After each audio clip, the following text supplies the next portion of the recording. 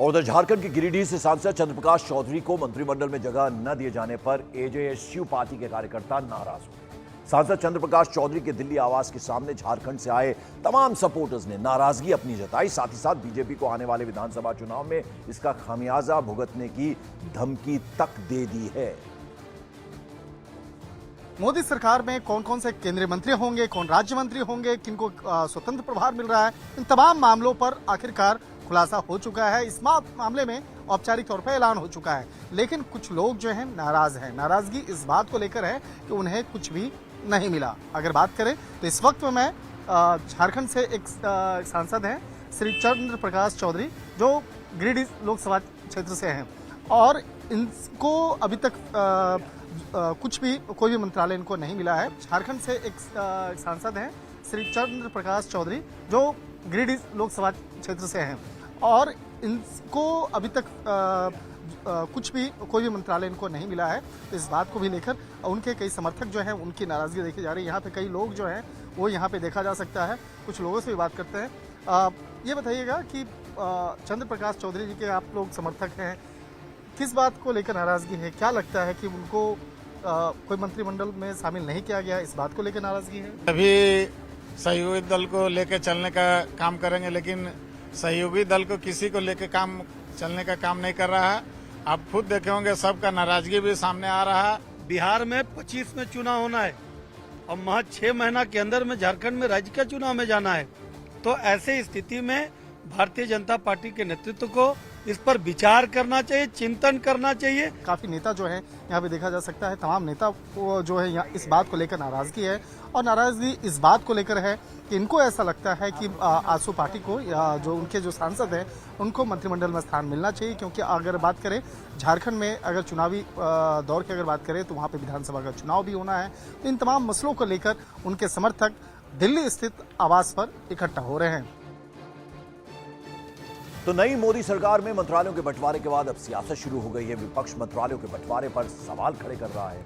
तेजस्वी यादव ने हमला बोलते हुए कहा कि मोदी कैबिनेट में एनडीए के गठबंधन दलों को सिर्फ झुंझुना मिला है और कुछ भी नहीं मिला। तो मोदी जी ने बार बार कहा है कि हम बिहार को कई चुनावों में कि बिहार को विशेष राज्य का दर्जा देंगे, लेकिन इस चुनाव में नहीं कहा था।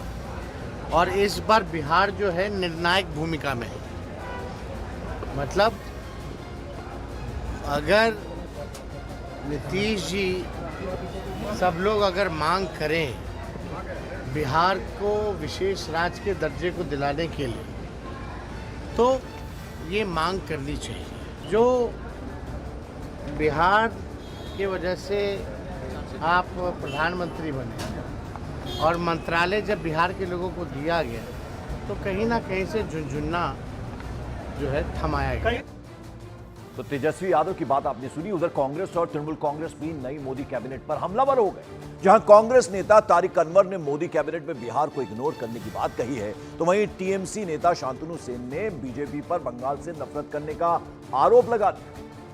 मैं इस बात की भर्त्सना करता हूं कि मोदी जी ने बिल्कुल जैम्बो कैबिनेट बनाया है, और ये इस बात का संकेत है कि वो सबको संतुष्ट करना चाहते हैं। बिहार के लोगों को ये उम्मीद थी कि रेलवे इस बार बिहार को मिलेगा, क्योंकि अक्सर रेलवे मंत्रालय जो है वो बिहार ने संभाला है या बिहार के लोगों ने संभाला है।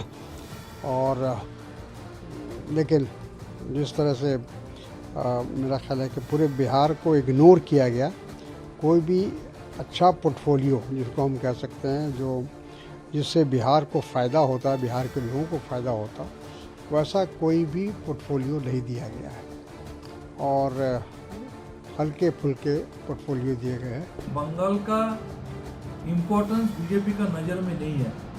सुभाष सरकार का जो बीजेपी का सांसद था बांकुड़ा से, जो बुरी तरह हार गया, उनका जो मिनिस्ट्री था वही दिया गया सुकांत मजूमदार जी को, और शांतनु ठाकुर का जो पिछले बार पोर्टफोलियो था वही पोर्टफोलियो उसको मिला है। पिछले 2019 में भी 18 सांसद मिलने के बाद भी एक भी कैबिनेट मिनिस्टर बंगाल को नहीं मिला था।